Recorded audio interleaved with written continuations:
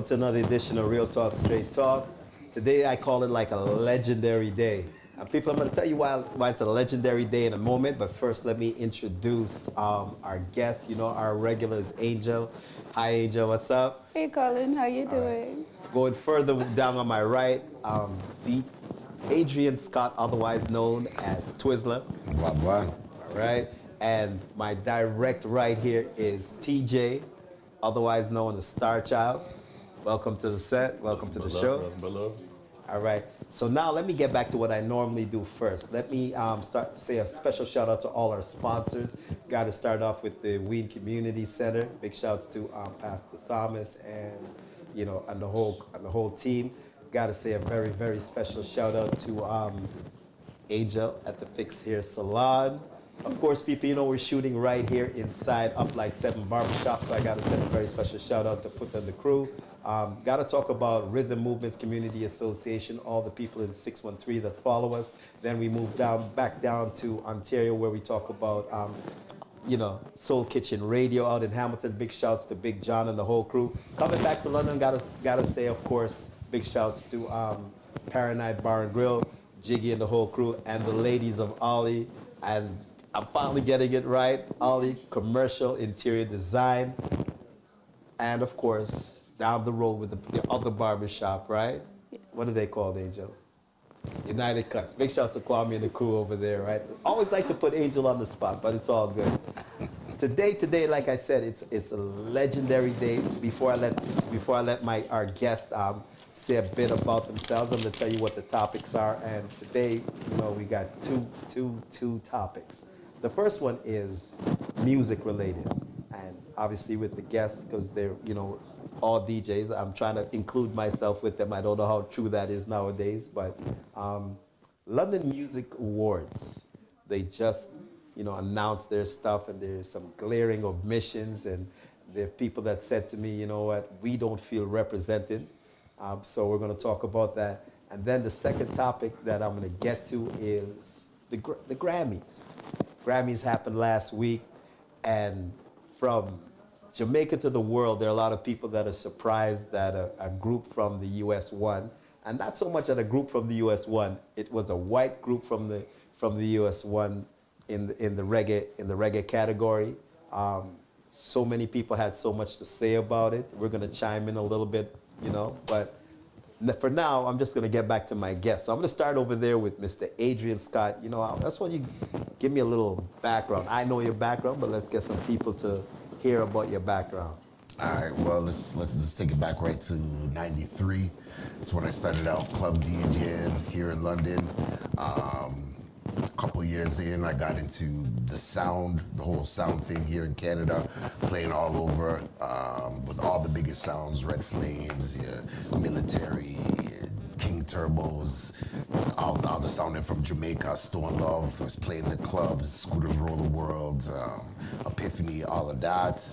A little bit later on in the 90s, I got into the grime scene. I was one of the first DJs here in Canada to be rocking out the grime scene. I brought some of the biggest DJs. One in particular was DJ Logan. Logan Sama. I brought him here in 2008. I had one of our first hip-hop shops here in London, Ontario. It was called Trouble Links, your urban streetwear connection. That was back in 98. One of the first to jump onto the Afrobeat scene here in London, rocking it out on Kingdom Nubia Radio with my boy here, TJ Star. We just do it up, rock it out, and we just keep going. Doesn't matter, Even though I'm not even making money off this thing anymore, I'm still just doing it just as a love. You know what I mean? For the love of the music. All right, TJ. I know there's so much you can say, so I'm going to let you get to it. Down with the Masters of the Wheels of Steel since day one, 1979, 1980. Radio Western. We were very young. My DJ partner's dad was the first one to DJ in London. Offspring of us. Kept it going. Mr. Groove, shout out. Master Jalou, Toronto, shout out. Cody Scratch Master, shout out. Myself, Star Child. Done every single club I can think of with Huggy and Twizzler in the city. Been doing radio since then. Haven't stopped. Start out with 30, 50 watts, I think it was back then. Could barely hear it on a clock radio.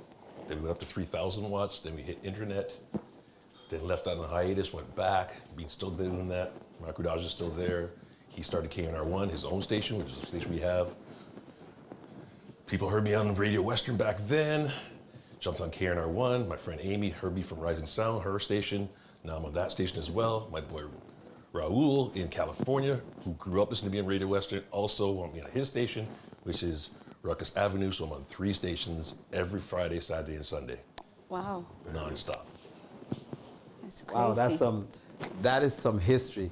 People I met, I remember meeting Star Child from, both of you guys, from the minute I think I was coming through doing stuff with you remember I was coming with Roy, I gotta send a big shout out to Roy, came through, met both of you guys, right? Mm-hmm. So, like I said before, this is a lot of history between these two, right? Let me say one thing here, though.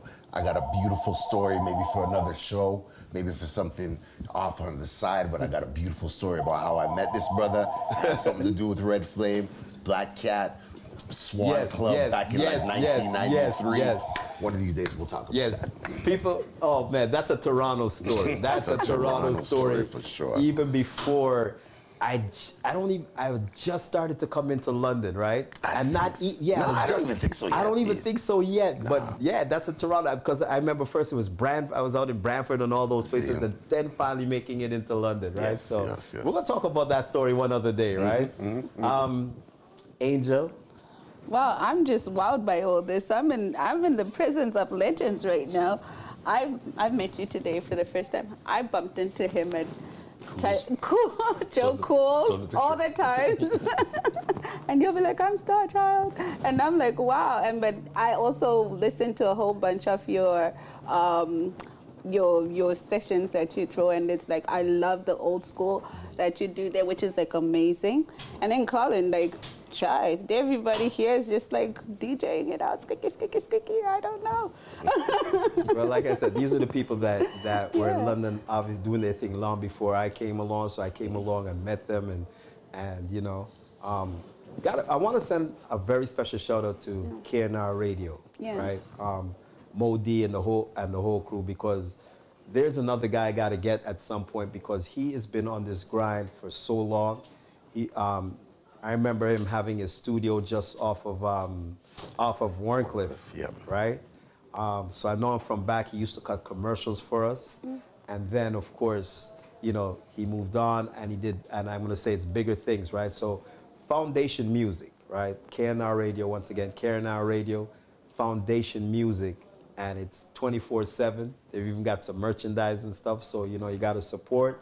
They've got their T-shirts and all that stuff. Support. And one thing that we should know is that we should always try to support our local talent, which is what's going to bring us into the London Music Awards. Once again, I'm going to say, let's support local talent. And outside of the talent, let's support local businesses. It's so important, right? Especially as we get into smaller communities as this. We're not a Toronto, we're not a Montreal, we're not even an Edmonton, right? So it's so important for us to support each other. That's the only way things grow in small communities, right? So now I'm gonna get to the topic of the day. The first topic I wanna get to is that London Music Awards. Every year, it's there. They have they have a process in which they use to select the artists that they want to hold in their categories. And for the last couple of years, all I've been hearing is especially in the hip hop aspect and even in the DJing aspect, that the black communities are never represented properly. In the early days, when the DJ categories came up, I remember a lot of it was done through Scene Magazine, right? And I'm gonna say, well, you know what? Our community is not a Scene Magazine reading community, right? To a certain extent, depending on the genres of music that you're in. So if you're in a hip hop genre, if you're in a reggae and R&B genre or a soca genre, you're gonna find that community is not reading Scene Magazine. Now, I want to assume that they might have known that and still kept it there, but I can't say for sure. So it's just a hypothesis, it's just a speculation. But if you have an awards and you want it to be encompassing, then you're gonna find where the people are at that are, you know, so that when you put it out, there's they're gonna get proper representation. I'm gonna let you guys chime in on that. I know I talked to TJ last night, and TJ was like, "Oh man, I can't wait to talk." He said, "Huggy, can I talk?" I said, "Listen, I got this thing is called Real Talk, Straight Talk. There's no muzzle here, so I'm gonna let you guys figure out who's going first." I'm gonna say this, man. I've seen little bits in the past maybe 2 years or so, 3 years, but before that time, the focus, yeah, just like you said, if maybe you were in a scene magazine, yeah, we're gonna pick you up. But if you're on that real underground scene where you're actually repping with the real talent that was doing it out of the city, they would not even, they've never heard of you before. You're almost nothing when it comes to the London Music Awards. The real movers and shakers, like your TJ Stars, like yourself, Huggy B, they don't see you, man. They just don't see you. But if you were maybe a Western student and you got a little bit of shine there, all of a sudden you're this amazing artist. Hey, let's get you an award. They don't have nobody digging and researching to see the people who actually made the scene actually become what it is. TJ, I know, like I said, we had this conversation last night when on the phone call, so I'm gonna let you say. I'll give you an example, and I'll try to be. When I was at Radio Western for 30 years, whatnot, me and Modi, Mixmaster Jalou, in the concrete jungle where all the Western students go, they have speakers in the roof that blare down for what's going on at Radio Western, what was going on at Radio Western. A lot of the Western students, we called it the crisscross because the Western students would listen to Fanshawe Radio, 106.9, because they would play more urban, if you want to use the word urban music, whatnot. And 106.9, like Fanshawe students would listen to Western radio because it was underground. That's what we were doing. We wouldn't play anything mainstream because that's what the other straight radio stations would do. It was the only station that you could plug in, tune in, and hear funk, and hear reggae, and hear soca, and hear acid jazz, and I do 14 flavors. I'm the only DJ that does 14 flavors. But the problem was, you go into the concrete jungle, hear the music blaring, the students are paying part of their tuition for that station and have no clue who's there. It's right under their nose, and they have no clue that we're there. And there's people, there's cab drivers, there's a time. I'm not trying to brag. I'm not like this anymore. It's not that hype anymore for me. It's just on a DL, more on the online thing now. But when I was at Radio Western, it was so hype. I didn't pay taxes on Richmond Road because all the cab drivers, the photo shops, the restaurants, everywhere I went, they'd be like, "Dude, you're a service to the city." Wow. I'd be in a grocery store and people would be walking up to me, and it would baffle me because I'm on radio. You know, like now we have cameras and stuff, but back then it was strictly radio. And people come and go and shake my hand and go, "Great job." And I go, "How do you know what I look like?" It's just like, I'm on radio. What's up with that? But it's like that kind of thing where we had 49% of London. I remember B-Large, me and Huggy's friend, begged me. We were at the NAC one night. He begged me to go out and MC, and I was terrified. Believe it or not, I couldn't talk on a mic. I was just a total introvert, believe it or not. And this is one of the things that broke my introvert to extrovert. Because B-Large says to me, "Come on, you're the voice, go do it." There was 2,000 people out there. I was terrified. He gave me like 3 mics hards, goes, "Go on." I walk out there, there's 106.9 banners everywhere. I'm Radio Western, it's totally conflict of interest. I mean, what am I gonna do? What am I gonna say? So I have my 3 mics hards and go out there. I'm like, all right, Liquid Bravery. And I go, "How many people know 106.9? I'm thinking, let people go crazy. And I go, "How many people know DJ Starchild?" And the place went nuts. Just erupted, and all I could think was, you guys listen to the radio. Yeah. You guys listen to the radio. It's not just totally underground that nobody knows, because somebody's listening out there. Not everybody, 49%, 51%, I'll take 49%, I'm happy with that. I'm happy with being second, Seinfeld, you know, that's all good. You know what I mean? I'm quite happy with that. So that's the whole understanding, is that you gotta get out there, especially with London Music Awards and Jack Richardson Awards, and I don't wanna say the word facade, but if you're not getting everybody, if you're not considering everybody, and if we're putting in 4 decades, it'll be 4 decades of me playing music next month. 4 decades, that's 40 years, me and the rest of the masters. If you're not shining any kind of light on that, and we're still here, and you're promoting people from other cities, and you're gonna bring people from other cities into our city, that's, Huggy's from out of town, so when we met, it was just like, it's like, who are you? Who are you? You know, kind of thing, you know, same as Sugar Ray came, like, who are you? We're the guys who represent. Yeah. And for all the parties and all the clubs we've ever done, we always had a kind of beef with the promoter saying, "Why are you going and booking people from out of town when the talent's right here?"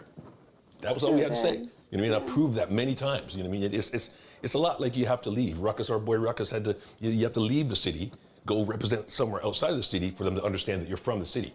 I've done that in Grand Bend. I did a Grand Bend May 1996. I was on the mic with like anybody from Kitchener, you know, anybody from Grand Bend, anybody from London. Oh, you're my man. I go, where's the love when we're at Ichabod's? You know what I mean? Yeah. We're half an hour outside the city, and like everybody's just like, you know, now we love you. You have to leave the city to get the respect. It's kind of sad, you know what I mean? But it's truth, bro. But it's truth. When I jumped on the grime scene, no one in here in this city, besides me, besides my boy TJ here and a couple others, had a clue. That's understandable. Yeah. I'm here to bring that music to you and make you understand what it's about. But there was no shine from the city. Yeah. The shine I would get was from the Freezer Chins and the plain English in Toronto. Yeah. And I'm even getting respects from, I can't even think of the name, from a couple bloggers in England and this and that.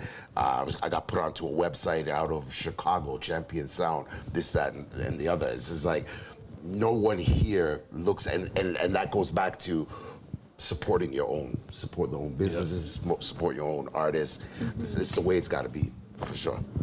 And you highlight a very important point, because like just thinking about it, on Saturday we were privileged to go to the, what was it, they're premiering the ISO group. Oh, big shouts to the ISO group. Yes. They had their launching on Saturday. Yeah. And I'll let Angel talk a little bit about the launching and why it's important. So they launched their project where they're going to be doing music videos and stuff promoting people who are not seen, you know, like our own people.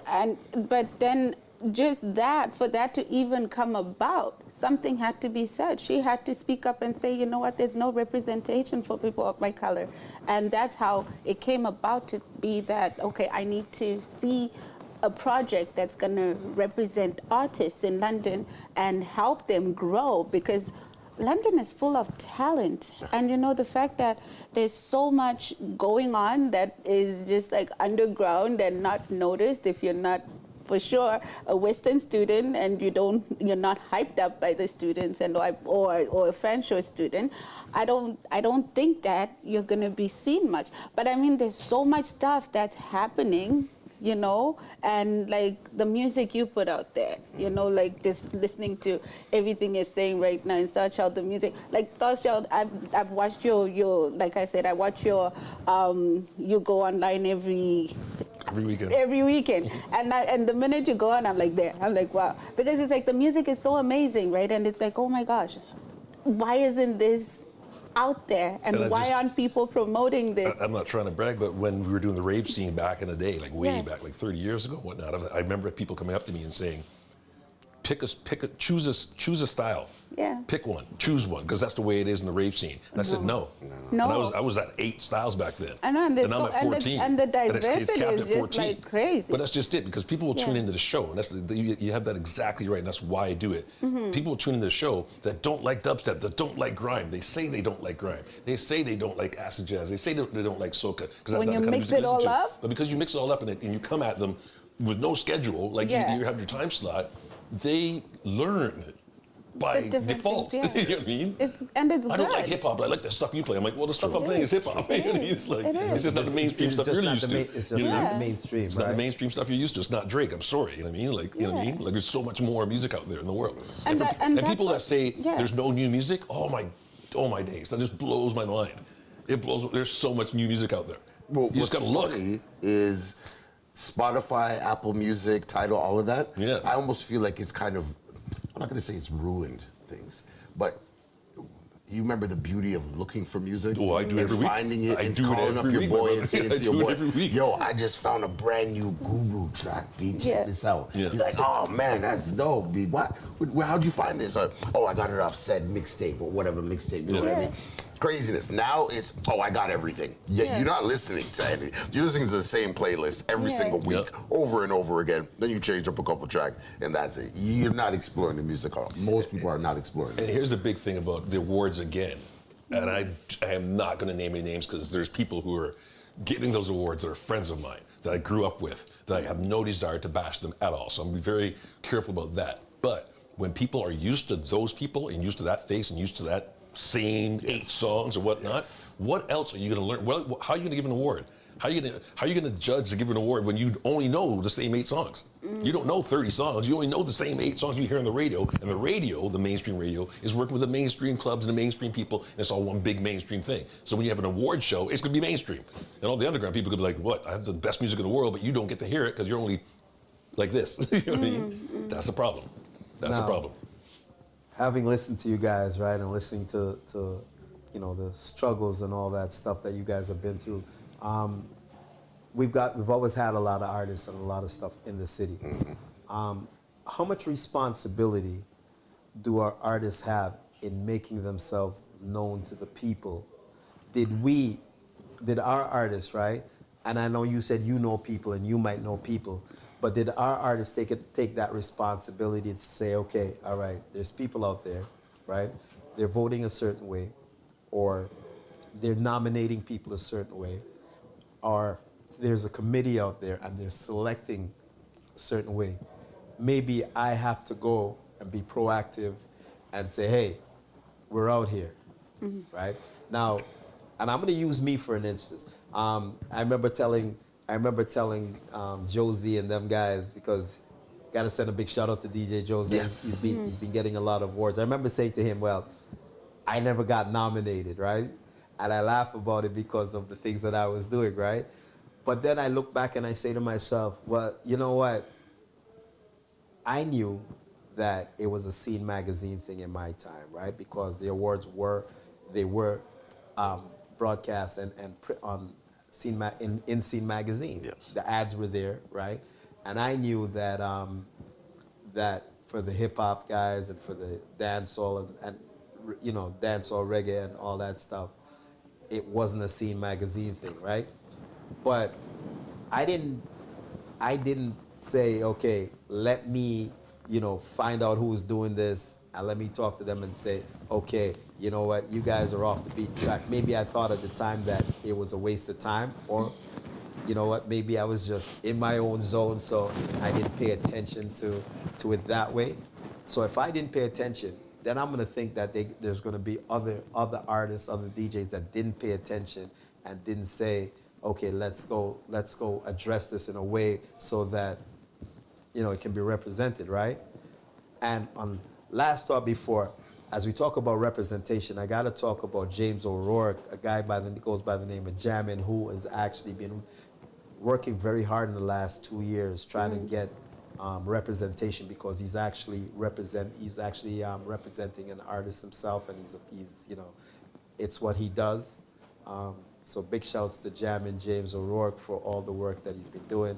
I also got to say a big shout out to the London Arts Council. I've been talking to Jeremy, and I'm seeing the interest, right? I'm seeing the interest in developing stuff, right? They've also been working with the IOS crew. ISO, sorry, here I go, ISO group, right? Zara, right? And you know Zara, you guys should know Zara from Radio Western, and Ash as well, and of course King, right? So I'm gonna let you, you know, I posed the question. I want to hear some answers from the two of you guys. So when it comes to letting them know, Yeah.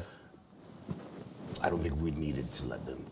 Now I'm gonna push it back to our time. So I'm gonna push it back that 10, 15 years or so, or whatever, right? When we were out there was a dope club scene in London. Going back even, let's go back to the 90s. You had the Masterminds, the Elite Squads, the Baby Blue, TKO, all the big crews are coming through here. You know, Stone Love is coming here from Jamaica. We'd have Kid Capri was here in London. And all us DJs were playing with these people, doing our thing. Let me dig something up already. I brought a prop. Right. But I'm gonna tell you, even though you're still looking at a demographic that wasn't recognized. I can't say. Listen, big shout. Listen, we were putting out, some of us were putting out, big up to DJ Rez, Lindo P, some of them brothers I gotta right say, there. yes. We were putting out cassettes, spending money, putting cassettes up and playing a record in Toronto, getting them over to Jamaica, getting them to London, England, whatever way that we could. We were doing our thing. in the city, if we're promoting our shows, whatever, they needed to be looking out and saying, hey, what about this scene? But Let me take a look at that. But here's the thing, right? You've got a dynamic that for a long while it was like on the music tip, right? On the music tip, I'm gonna go away from DJs. From the bands, it was rock rules, right? Then you come over to the DJs. It moved from rock, right, to pop, and the pop turned into house, right? And the EDM scene came in, right? True. And it's part of the same clique in a certain sense because, like I said, these are all Scene magazine people. And whilst you're saying that, yes, they should know, right? Yes. They only moved in their circles. And they might have paid us lip service by saying, yeah, they know us, but they really, truly only moved in their circles. Right. And they could hide behind that Scene magazine and say, well, okay, you didn't get the votes through Scene magazine, so it doesn't count. And that's why I'm saying, did we now decide to go after it in a sense? Because sometimes if somebody ain't giving you something, right? Sometimes you gotta go make yourself known. You gotta go and make yourself, right? I came in from Toronto, right? And I had some edge because of who I rolled with, but I put in a lot of work to be here. Right? I hear what you're saying. This man right here, I wasn't on the radio like him. No. Even close. But he put himself out there. Right. Everybody knew Star Child. Everybody, you go to I'm not pub, going to give you that. Yes. So he's one that I know for sure because Star Child would talk high. You know what I mean? Yes, man. Yes, he would always, right? Yes. But Star Child then would have needed the backing of others who were in the lane that needed. It can't just be one. Yeah, one starts, but I'm just wanting to know how much responsibility, because I can say on myself, I didn't back him up in that sense, right? Because I was doing my thing and I was good, and I wasn't seeing the ramifications of not, like when the awards came out and I didn't. I was doing so well on the pop side, right? That I didn't care. I'm gonna be honest, I didn't care because I knew I was getting wrecked. I was getting repped, right? So I didn't look at it that way. See, There's a time, you had to go there, that when I was in Radio Western years ago, I decided to invite all the black DJs I know that were mainstream to the station, to the show, and give them a half an hour, give them an hour. Do your thing, go nuts. You don't have to play the mainstream. He was one of them. There was a whole bunch of them. And most of them, in his defense, were, I don't know, scared, but just didn't want to go down that road because you have a lockdown of the comfort zone of the people, right? So it's like, I know a DJ who has won some stuff, who does sets that are clean. I play for adults. I have an 8-year-old child, right?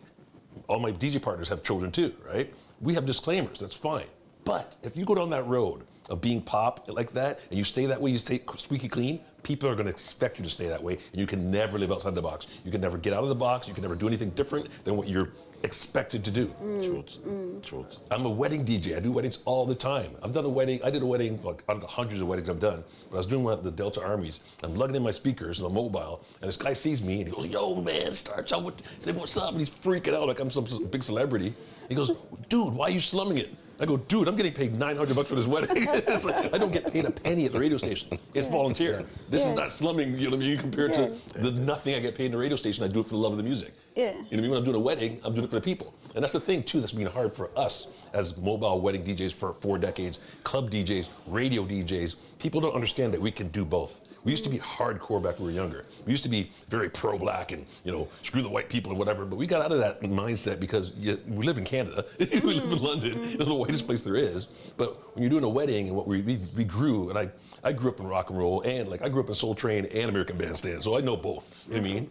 I was in a rocker band when I was younger, so I know all the music by default. So when I got older and I'm playing a wedding, like I know this music, you know what I mean? So it's easy to go there, but people don't understand the difference between underground DJ and wedding DJ. And a lot of times I have to explain that to people, like, I'm not gonna play grime at your wedding. That's not gonna happen no matter what you beg me to.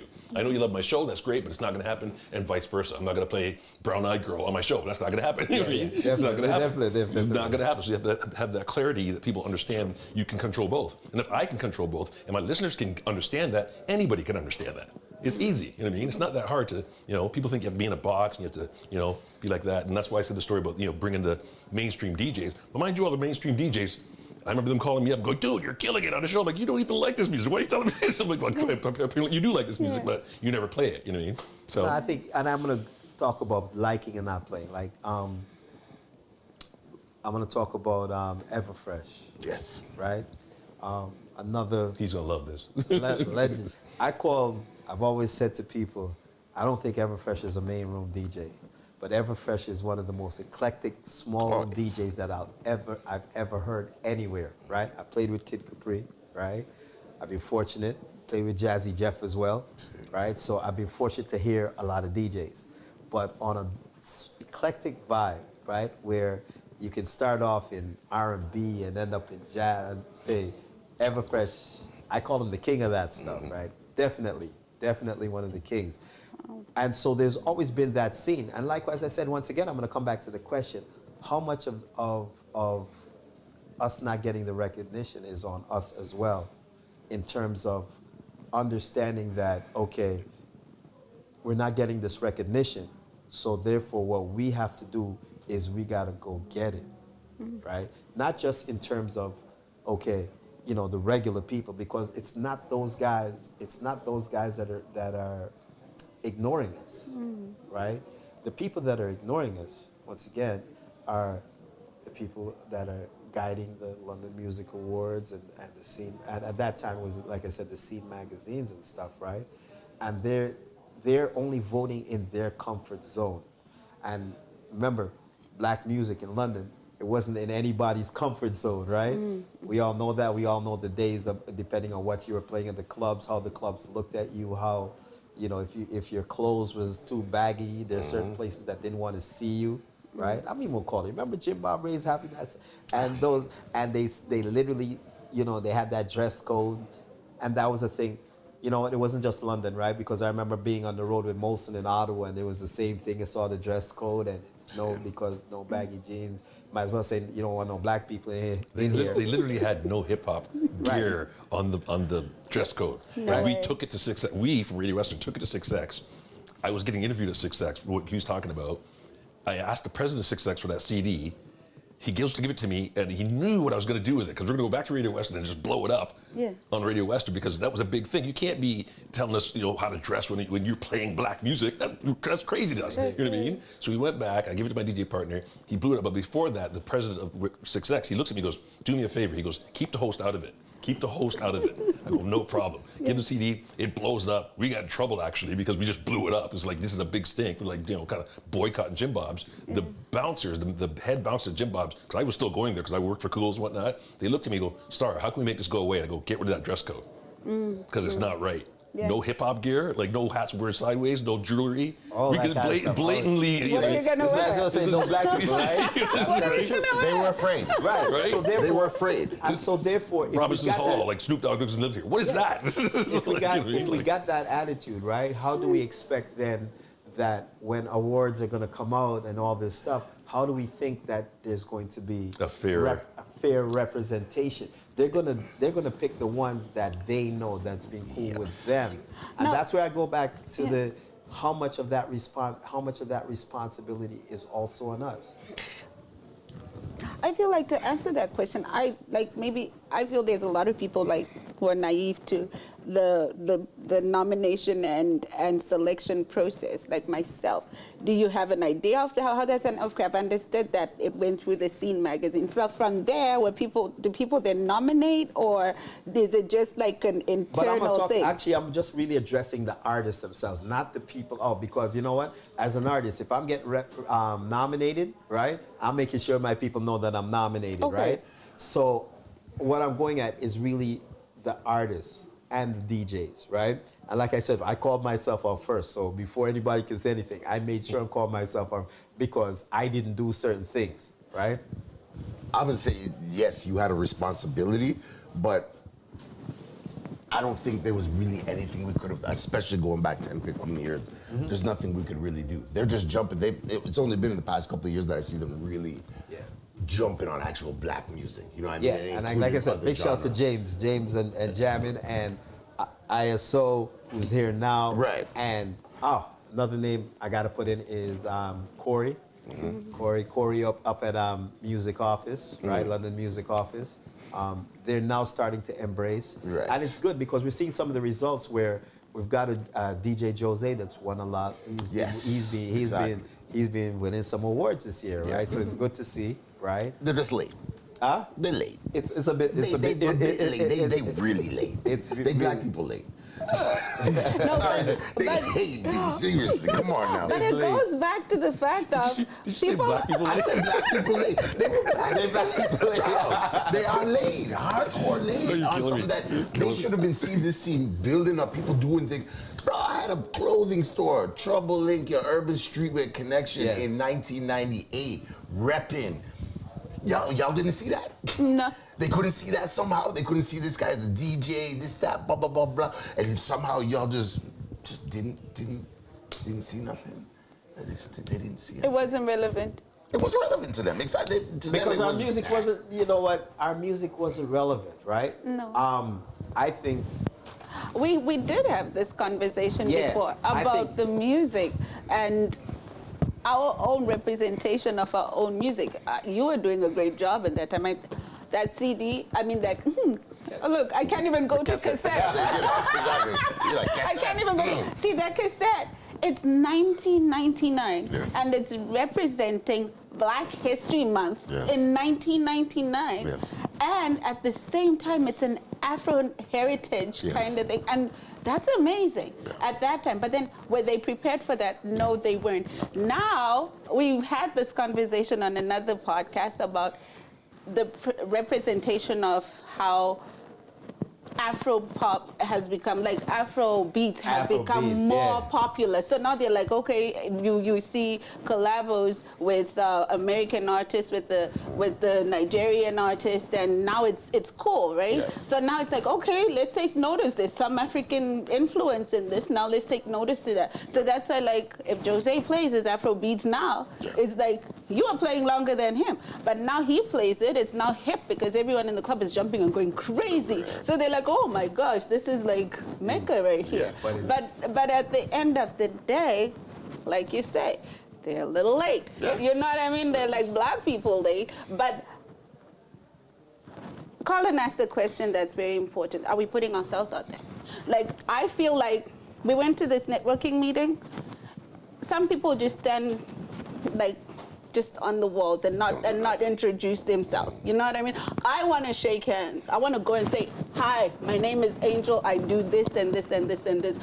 I'm now known. I went to someone, like, you know, at the network meeting, there was one of the ladies who came to me, she's like, oh, I'll never talk to her because she's snobbish, she said that. And I'm like, okay, I'm going to introduce myself to her, right? One of the ladies who was there who could help someone potentially who's coming up to be an artist or wanting to be in the, and I'm like, I'm just going to introduce myself. I'm not interested in that, but I'm going to make myself known to her that, you know what, I'm over here, I exist, and this is who I am. I'm black and fabulous, you know?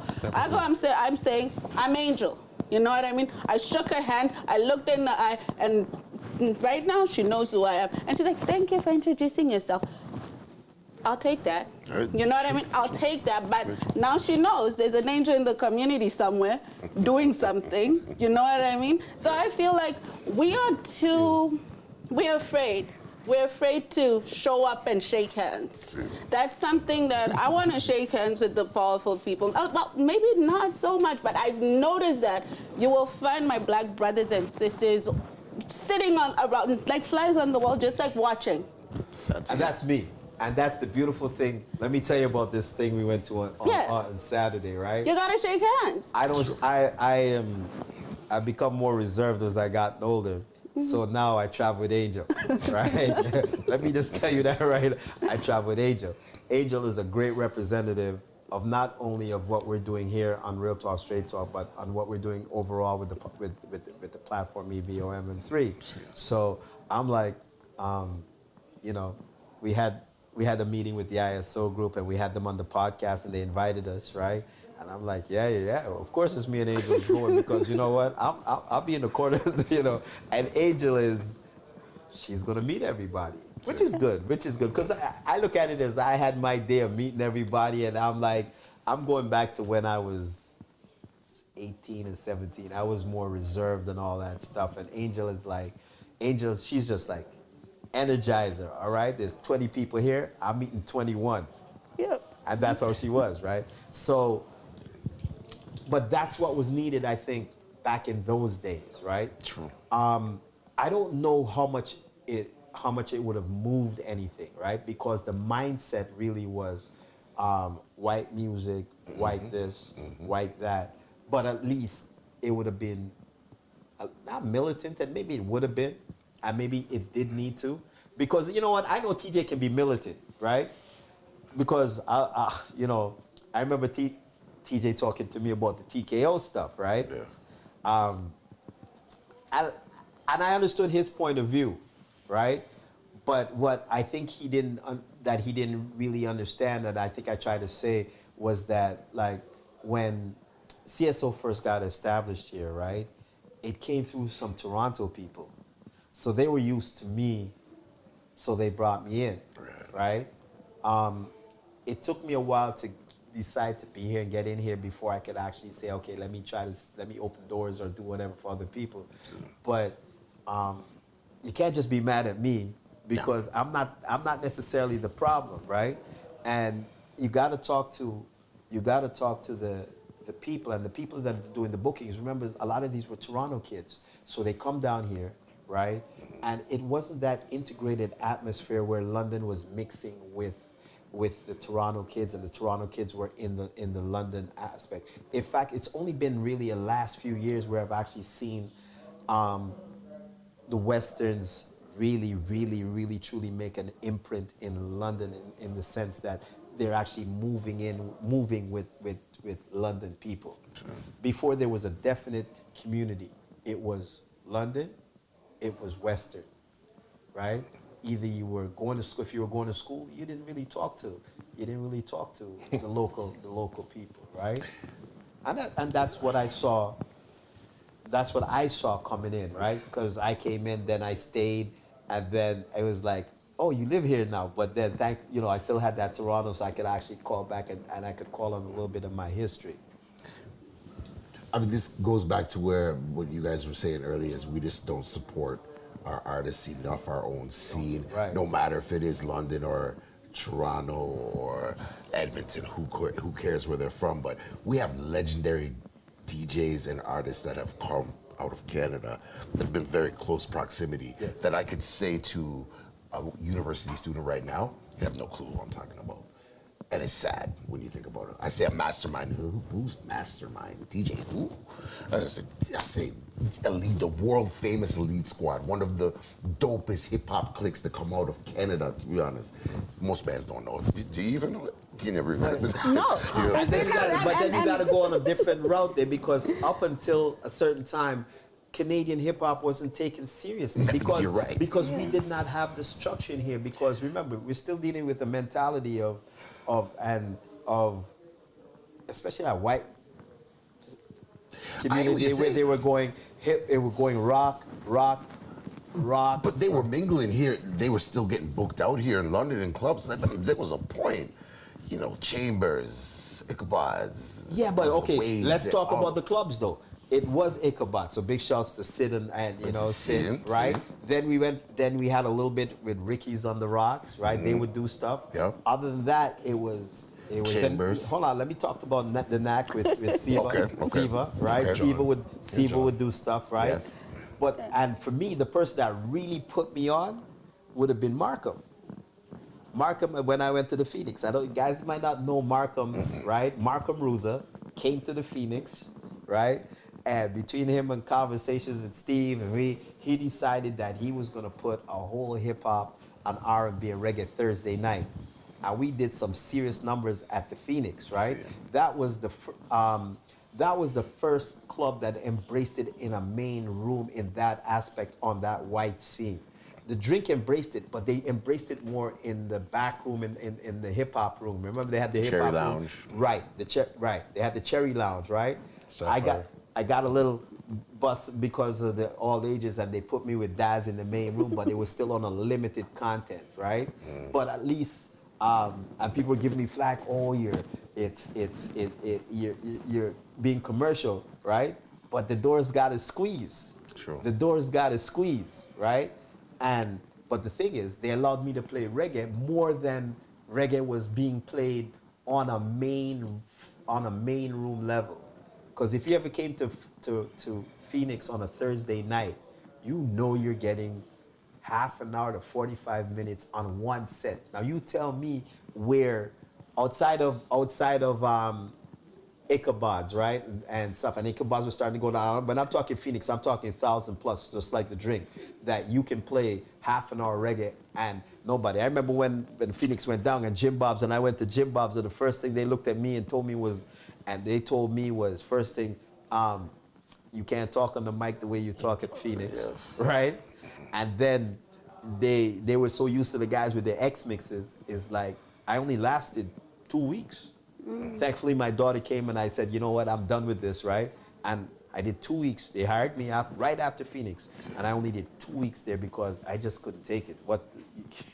The limitations, right? Yes. But sometimes I was getting killed on the other end because there are other deals. Oh well, you should play hard. You should. And I'm like, bro, I'm helping you get a door open in a place that didn't normally open a door, you know. But yet still, I still wasn't proactive enough on the other side when it came to the nominations and stuff, right? And we're gonna continue with this. I gotta talk because you know what? Time goes when you start getting into these conversations, and I really do want to talk about the Grammys. Yeah. I know, you and I had a conversation. We had a good conversation. We had a conversation about the Grammys, and for those of you that don't know, the Grammys happened a little bit over a week, and a white group, Soldier out of the U.S., won the Grammys for reggae music category. Now, one of the biggest DJs out of Jamaica, Foota Hype, was on Facebook, and Foota Hype started talking about it's a conspiracy, and the reason for the conspiracy is because reggae music is the world music, and it's a message music, and they don't want to hear what Dennis Brown had to say. They don't want to hear what Bob Marley has to say. They don't want to hear what Peter Tosh has to say, right? So that was just Foota Hype, and there've been a lot of comments about, no white group should win, no non-Jamaican group should win, right?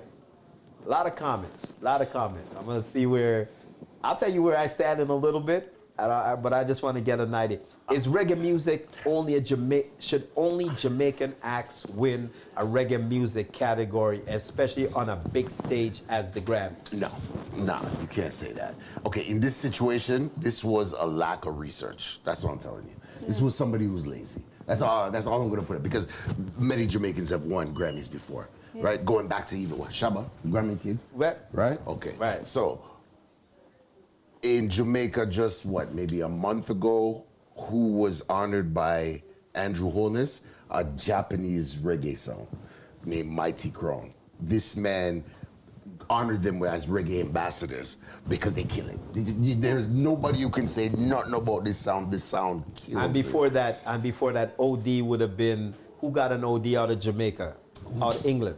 Who else? Rodigan. Thank right? you very much. Bob Marley's favorite DJ. Right? So in this situation, I think it was either someone was super lazy and did a lack of research. A lot of people on Facebook, right?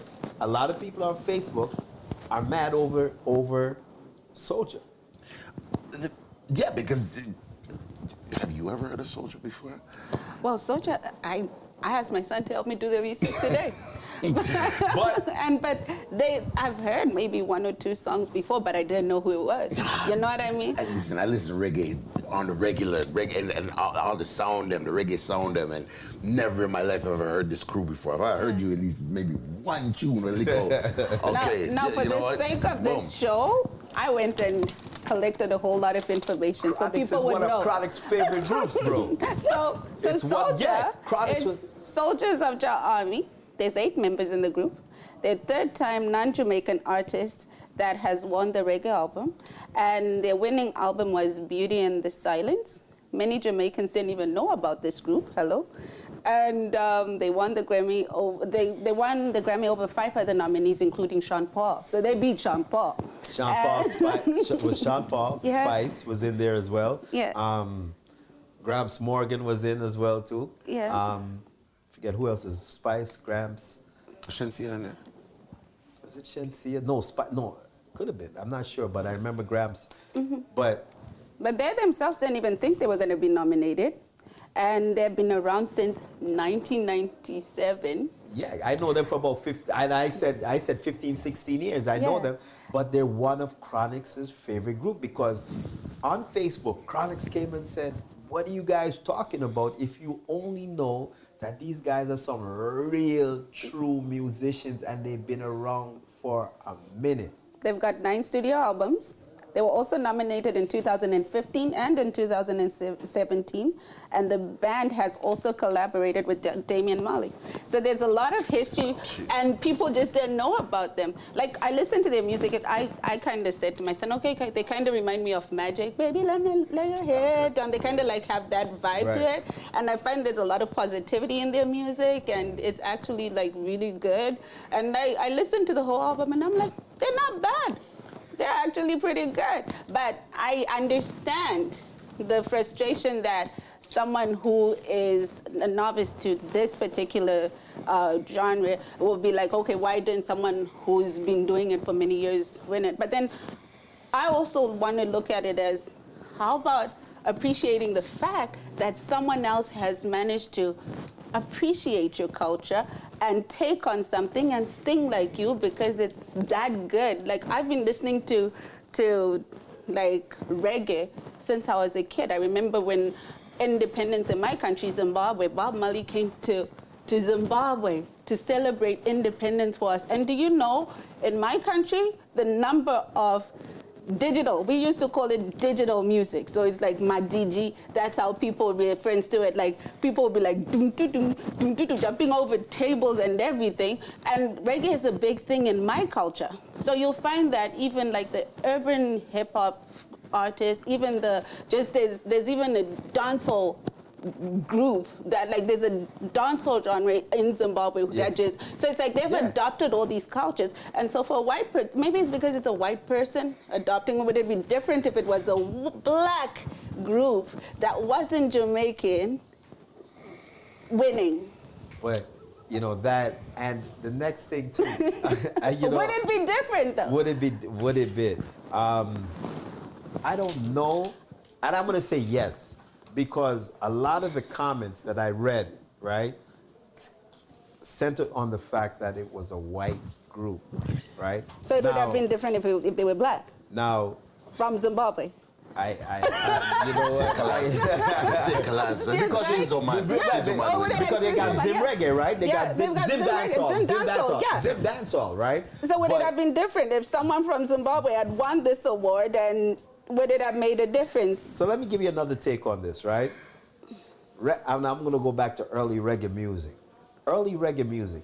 How many songs, right, did early reggae music artists take from, especially the R&B genres, right? Jeez. That they never paid no royalties over. They never did nothing. And I'm going to call out a big reggae, a big dancehall tune, Rompin' Shop by Vybz Kartel, right? You think Vybz Kartel gave Neo any money, No. right? Let's talk about So we can- Sanchez. right? But I said early, and now I'm coming to later, so for all my younger generation can talk about, because Rampant Shop was one of the biggest tunes for many years, right? Especially now we get into this real tune, dancehall vibes and cartel vibes, right? Cartel took Neo, for those that don't know, Neo brought out Independent Girl, right? Right? It's Miss Independent. That's the song. Brought it out, right? Then Cartel jumped on it, pulled out Rompin' Shop, and then after that, Busy Signal pulled out Tight, right? Busy Signal jumped on it as well, but Cartel took it and ran with it, right? Did he pay a dime to Neo for clearance? That song didn't get cleared because there's no way for Neo to go after Cartel. You understand? True. So we can take things, but nobody can take our thing and do anything with it. We can take things and make money with it and do things with it and get, because it was on Jamaican charts, it charted, Rompin' Shop charted. Oh man. And like you said, let's go back to Sanchez, 1 in a Million, Larry Graham. Many. That was one of the very first big tunes, because that was actually Sanchez's first concert in Canada, right? There's a club called Club Caribbean way back in the day, and I did the sound on it, right? This is my Toronto. This is going back. I can't tell you that. Well, I'm first, and I remember Sanchez came up and they didn't pay him a lot because he was in a place called Regent Park. He was hanging out. The people that brought him were from Regent, because Regent used to have the Regent Park Community Center, and we used to we had a wicked summer league going on in basketball, and I remember Sanchez being there singing outside, right? Singing outside, and this is his first concert, and it wasn't like he's the big Sanchez, So he's singing outside when we're coming out after a game. Didn't know and didn't realize at that time, like 2 Saturdays from that, I would have been doing sound, because they called me the next week, right? So it's just coincidental. So we took all this stuff, right? As Jamaicans, we took it and we did it and we did this and we did this and we made money off it and we made our reputations on it. Sure. Here comes an American band. They've been around, right? Like I said, Chronic's called them one of the best, best bands and everything, right? And they won. And it's not like all of a sudden no Jamaican artist has won the Grammys. I could have seen if that was the case, and then people are so up in arms, or they're saying our music is being disrespected, there's a conspiracy and all that, right? This is, like I said, in the history of the Grammys, this is only, the second or third time that it's gone outside? Right. And I don't remember there being an uproar the other times it's been outside, but this is the first time it's a white band. They're representing reggae music. Right. Because reggae music, like you said, mighty crowd. It's the same if a black, how many black artists have been nominated for country music? Quite a few. Charlie Pride. I'm going way back. Started with Charlie Pride, right? Yeah. Then we came up. Then I can talk about Darius Rucker, right? Yeah. Because Wagon Wheel was shoot. I even sang Wagon Wheel. Let's go back to everybody singing Don Williams and Dolly Parton. But take a look at that. And people just adopt to music, and when you get good at it and you're at that point of winning a Grammy for it, it should be celebrated. I don't really think it's got anything to do with color at this point. No, because it's music is music. If you've got the talent, if you've got the voice, if you can play it off, geez, win it. I mean, I don't know. I just feel that there's no controversy. There's just people wanting to just say, we own this. It's just the same as, why are people trying to dance like us? Why are people trying to do all this? We can't claim things that people can learn. You know what I mean? It's like, you can't say, okay, you can't do this because you are. Black women wear wigs and weaves all the time. It's something that we are learning from someone else. We want to be like them. They want to be like us, and it's okay.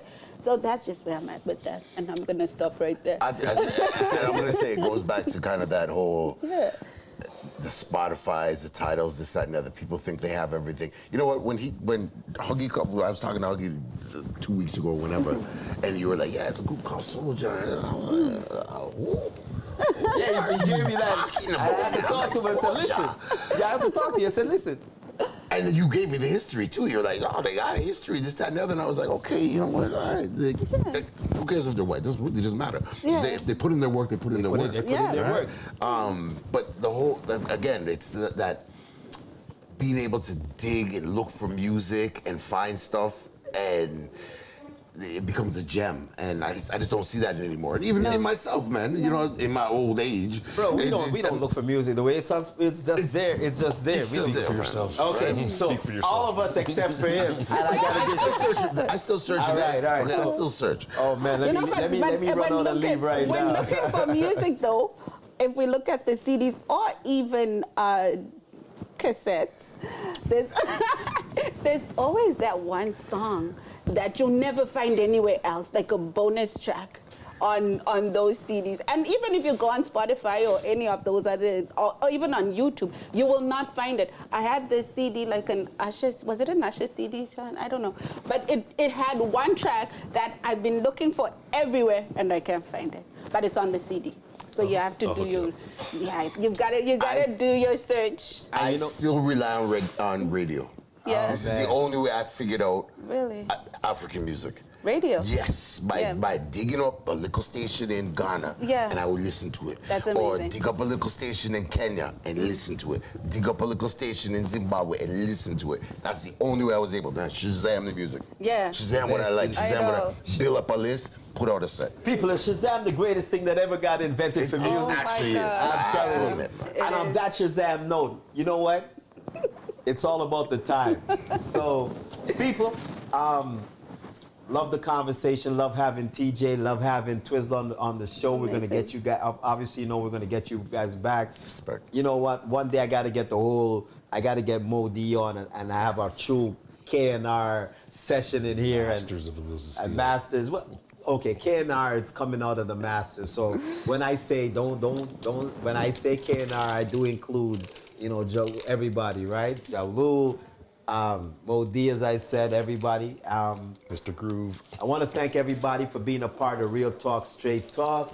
On behalf of all our sponsors, let me try to list them quick and get them right. The Wien Community Center, obviously the Fix. I gotta say big shouts once again to Putta for having us here. This is our last week here for a minute. We go back to Angels next week. Big shouts once again to Putta and Upline 7 Barbershop, United Cuts, Paranoid Bar and Grill, the ladies of Ollie. I forgot the Congress of Black Women. I always like to give them a shout out as well too. Ottawa, of course, Rhythm Movement Community Association with Flow Seniors, and coming up to Hamilton with Soul Kitchen Radio. To all our sponsors, to all the people that follow us, much love, much thanks. RPC and Pride. Legendary. I call this a legendary show. I got it. It's taped. Really? I'm the dissect this show and keep it on wax and bring it back in a few months as a repeat. So once again, thanks to Twiz, thanks to TJ, and this is what we call a Fade to Black, right? So see you next week. Yes. People, next week, Angels got the ladies on the podcast. It's another ladies vibe. Ladies, is it a ladies only or am I invited? You're invited. Oh, I'm invited. Now you can call it a Fade to Black. I had to get it in there so she's on record. She actually has to bring me. And I'll see you all next week.